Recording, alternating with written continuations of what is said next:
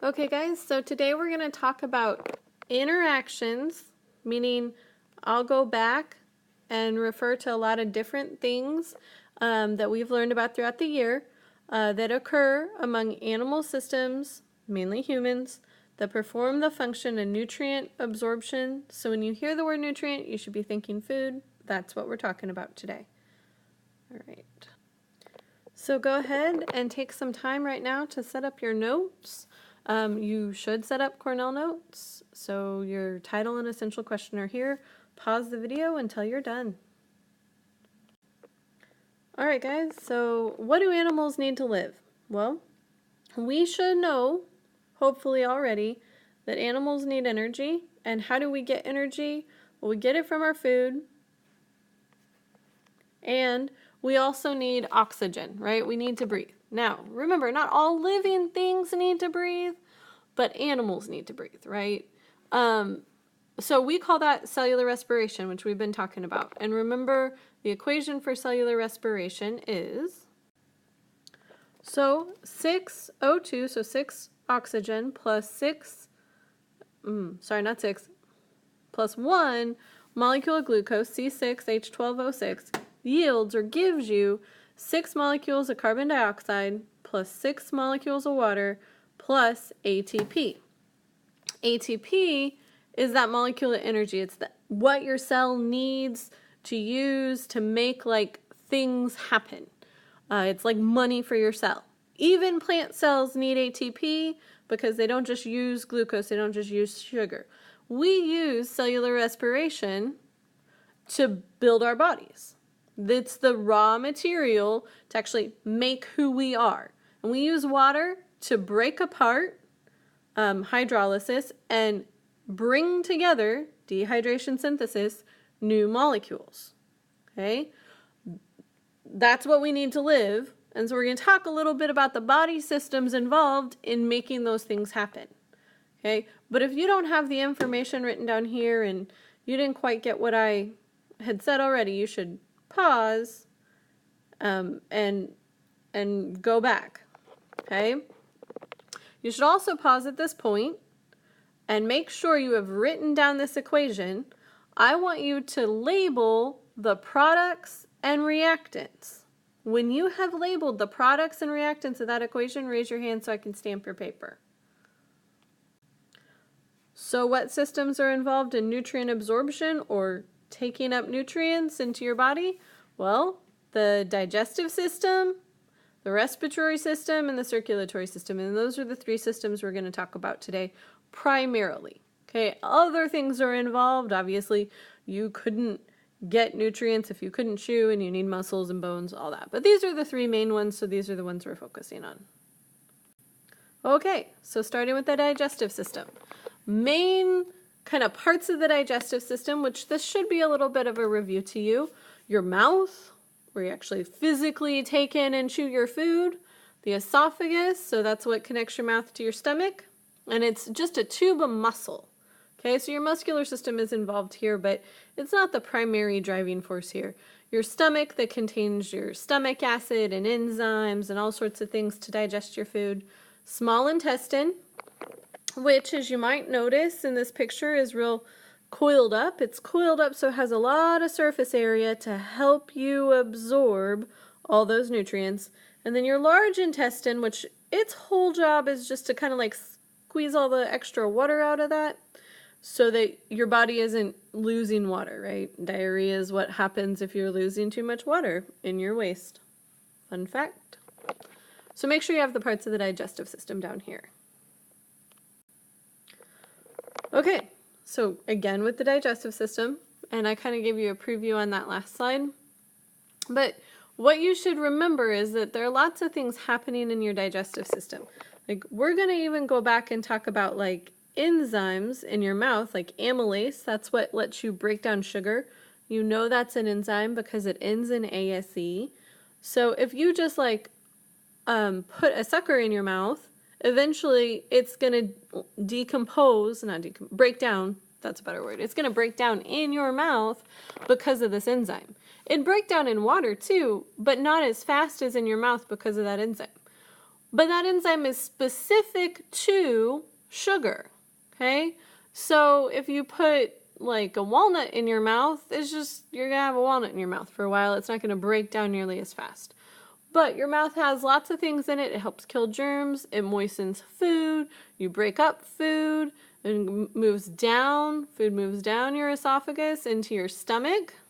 Okay, here's your stomach, which the hydrochloric acid helps kill germs. It's still a muscle. It's going to move. It's going to help break up food. Another enzyme, pepsin, helps you digest proteins. Okay, from your stomach, we go into the small intestine, all of this here. Again, we're breaking down more food. We're absorbing nutrients. Again, high surface area to volume ratio. That should take you back to the first 6 weeks when we did that lab where we put all those cubes in the different colors or in the different solutions, and they were different sizes. They turned pink, and the big cube wasn't pink all the way through, but the very small cube was pink all the way through, and that's why cells are small, so that they can have enough nutrients diffuse into them at a high rate very quickly so they don't die. If they were really big, their surface area would be too small in comparison to their volume, so they wouldn't get a lot of food. Okay? Pause here. Underneath where you're writing, I want you to answer the question, how do enzymes help in digestion? Put a box around that question and raise your hand so I can stamp your paper at this point before you move on. Okay guys, so one of the steps in digestion is to swallow and not choke. Life skill right there, not choking. Okay, so you don't really need to worry about what this word or this word means. What you need to worry about is the fact that in swallowing, it's involuntary muscle contractions that are moving food along, and that's the nervous system coming into play in a minor way, so it's not a major thing we're talking about. We'll get to the nervous system later this week, but I just want you to know that it does have a minor role to play, like the muscular system in digestion. Okay, so some random facts, interesting facts about the digestive system. This isn't really into interactions. This is just some stuff I thought was cool, and I couldn't resist putting in the PowerPoint note slide video for you because I love science and you do too, and you can't argue with me. Isn't that great? Yay. Just kidding. Well, not really. But all things have a digestive system. Worms, grasshoppers, birds, and when I say all things, I really mean all animals. I'm sorry I misspoke, but all animals have digestive systems. It looks kind of different, but it's not just to people, okay?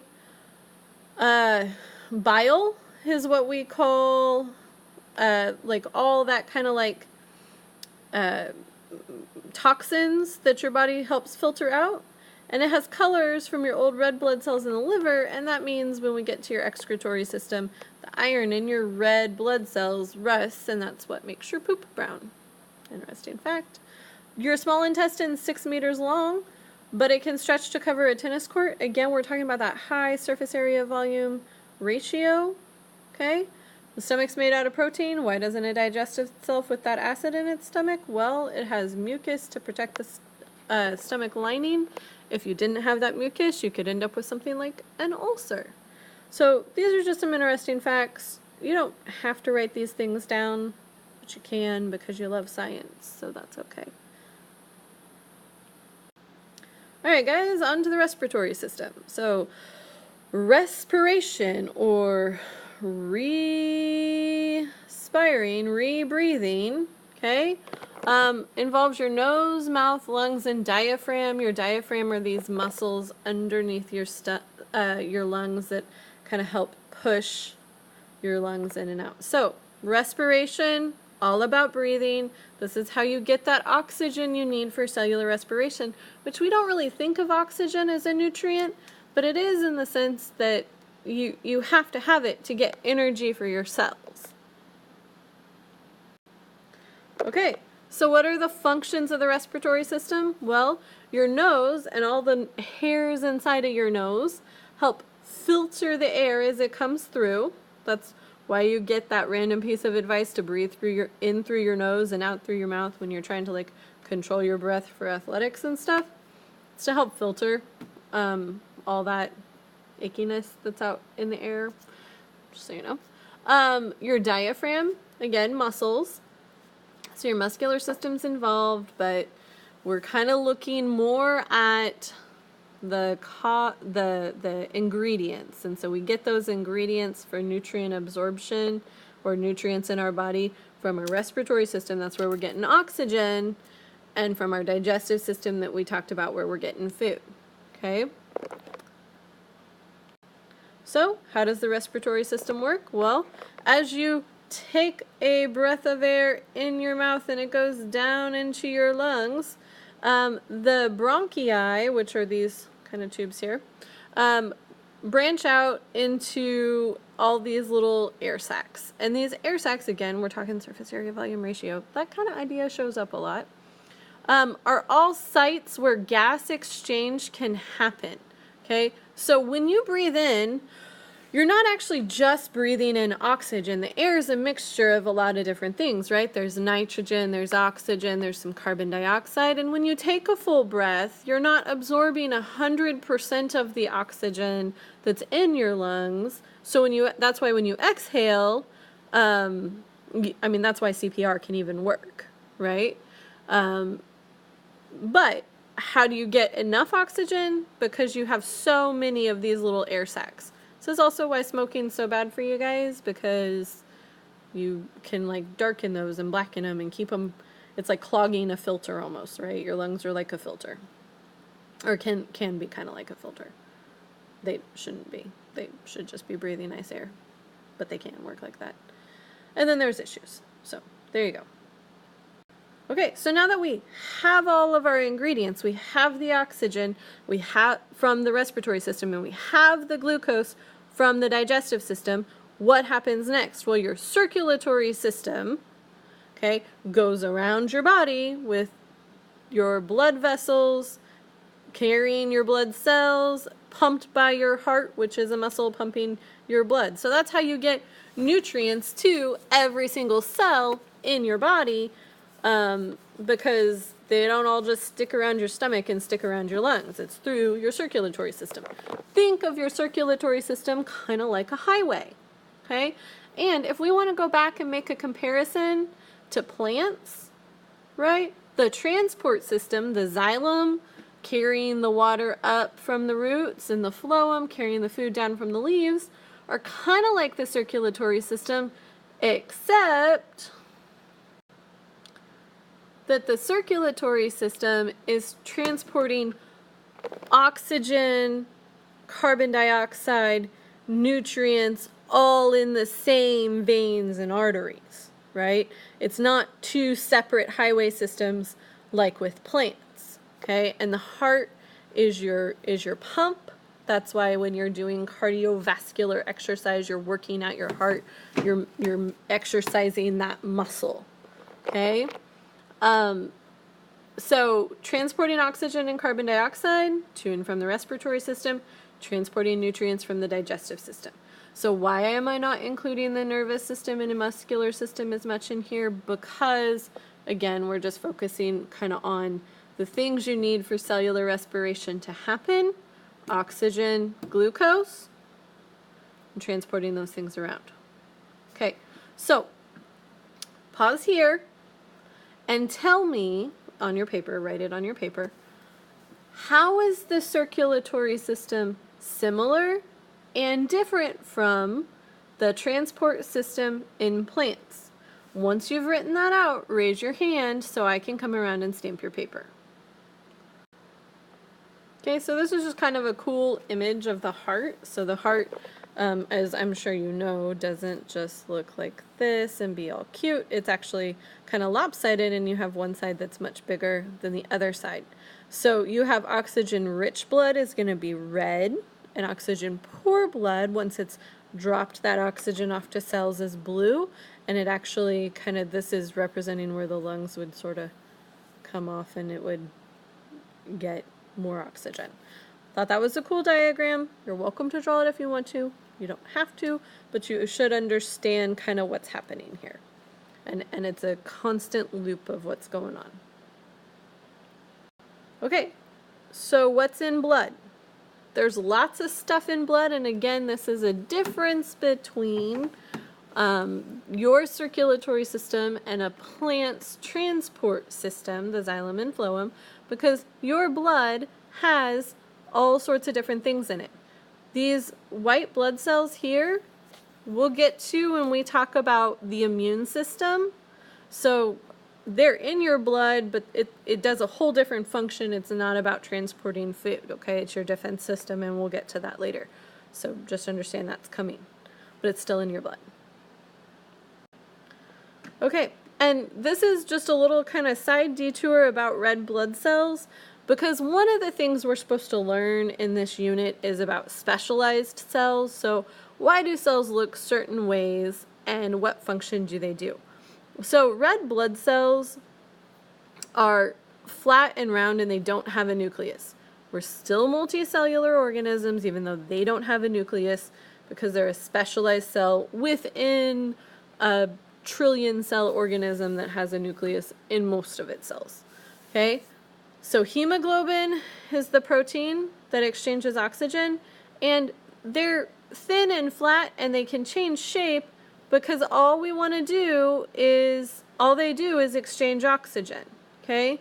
And so they can go through really small, from your arteries to your veins to your capillaries, so that each cell gets oxygen, and they can like kind of squish through there. And again, they're flat and concave, because we're talking about high surface area to volume ratio. So stop here. Give me one benefit of a high surface area to volume ratio, okay, that we've talked about so far, because I've mentioned several. Give me one. Raise your hand. Let me stamp your paper, okay? All right, and so then talking again about the cardiovascular system, that's just another way of saying circulatory system. There's some kind of cool facts on here, but I just wanted you to hear me say, and I wanted to remember to say, that cardiovascular and circulatory are kind of similar. Okay, so cardio is talking about your heart, and vascular is talking about your veins and arteries. So that's again the circulatory system, and it runs through a lot of our interactions with body systems. So how do we talk about nutrient absorption, digestion, respiration, cardiovascular system? Okay, so this kind of wraps things up, and I want you to copy down this debrief statement and answer it in the summary section of your notes. Have me come stamp it, and then once you are done, you should look up at the board, and I have an activity for you to work on through the end of class. I hope you enjoyed doing a lecture and notes like this, and please give me your feedback, and raise your hand if you have any other questions. And I'll talk to you in literally just a few minutes. Okay, bye.